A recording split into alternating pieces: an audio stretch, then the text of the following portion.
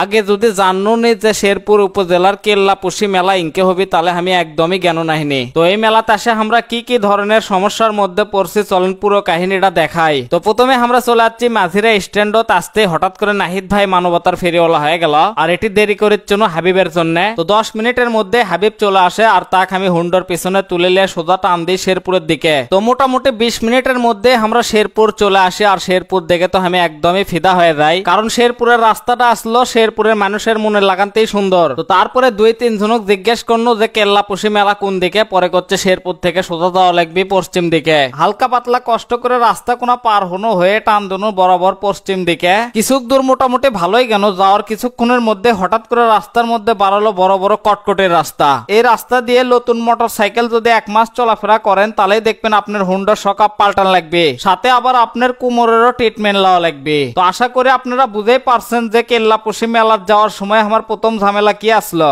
ঘটনা এটাই বাস্তব যে 1 মিনিট পর পাকা রাস্তা পাবেন, আবার 1 মিনিট পরে ইটাপাড়া রাস্তা পাবেন। তারপরে অবশেষে শেরপুর এলাকার বাতাস খাতে খাতে চলে আসি কেল্লাপুশি মেলার ভিতর। এই মেলা মোটামুটি লম্বার দিক দিয়ে আসলো পুরো 1 কিলোমিটার রাস্তা। মোটর সাইকেল গ্যারেজ করার জন্য মেলার মিডল পয়েন্টে কোনো গ্যারেজ খুঁজে পাইনি। প্রথম দিকে কিছু গ্যারেজ আসলো আর শেষের দিকে কিছু গ্যারেজ আসলো, আর আমরা মেলার ভিড় ভাট্টার ভিতর দিয়ে শেষের দিকের গ্যারেজটাই খুঁজবে বাড়ানো। অবশেষে আমরা পেয়ে গেল একটা গ্যারেজ। অবশ্য ভিতরে ঢুকে দেখি বিশাল বড় একটা ধান ভাঙ্গা মেল। গ্যারেজত মোটর সাইকেলটা সাইড করে টোকেনের দাম শূন্য, তারা কয় 50 টাকা পিস। পরে যেই কষি থমু না তখন আবার করছে 30 টাকা পিস ভাসতে। আর এদিকে 1 পিস কি ফ্যান্স বার আছে আমার। অবশ্য তার ফুফতো বোনের জন্য সেই সুন্দর একটা ঘরেও কিনছে। আর এখন যে পিচ্চিটা দেখে পাচ্ছেন এই পিচ্চির নাম সৈকত, আমার জন্য অবশ্য সেই সুন্দর ঠান্ডা পানিও লিয়াচ্ছিল। গ্যারেজত মোটর সাইকেল থুয়ে সোজা চলে আসনো কেল্লাপুশি বাজারত। অবশ্যই বাজারের নাম ধরে এই মেলার নাম দেওয়া হচ্ছে। বাজার থেকে হাঁটা শুরু করে জন্য সোজা মেলার দিকে। অবশ্যই এই মেলাটা রাস্তার 2 ধার দিয়ে বসানো হচ্ছিল।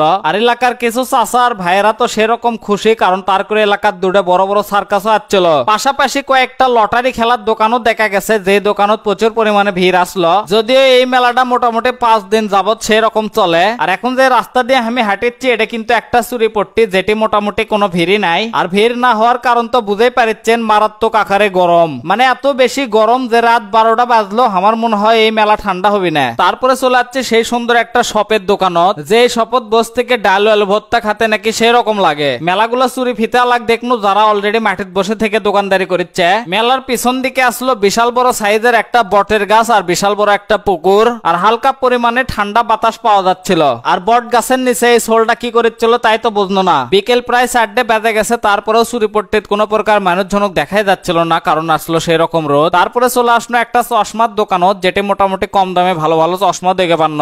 একটা মোটামুটি ভালো লাগলো আর সেটা আমি চোখের মধ্যে দিন। তারপরে চলে আসলো একটা জিলেপির দোকানত, কিন্তু জিলেপি এত লাল ডকডকে সেটাই তো আমি বুঝলো না। আর হলুদটা ভালো লাগছে দেখে হাফ কেজি নিয়ে লিসনো, সাথে চিড়ে আর মুরগির দোকান দেখে পান্ন। অবশ্য এখনকার লবাব মানুষজন এলে খাওয়া বোঝে না। আরেকটা চাচা তো সেরকম শরবত বিক্রি করছে, মানে বুঝেই পারছেন এটা খেলে কি হবে। আর হামা করে নাহিদ ভাই তো খাওয়ার আগেই টেনশনে পড়ে গেছে। শেষমেশ চলে আসে একটা ভাতের হোটেলত, যেটি সেরকম গরুর ভুনাও দেখে পান্ন। 4 জনে 4টে সাদা ভাত লি, যেটার দাম পরে 80 টাকা, আর 2 বাটি বট ভুনোর দাম ধরছিল 160 টাকা। খাওয়া দাওয়া শেষ করে আমরা চলে আসি চং আর গুড্ডির মার্কেটের মধ্যে। আর যে জমির উপর চং বিক্রি হচ্ছিল সেই জমি তার নতুন করে হাল বনের কোনো দরকার নেই, একদমই হাল বোয়া হয়ে গেছে। তো এই ছিল আজকের শেরপুরের কেল্লাপুশি মেলা। ভালো থাকবেন, সুস্থ থাকবেন, দেখা হচ্ছে আগামী নতুন কোনো ভিডিওতে। আল্লাহ হাফেজ।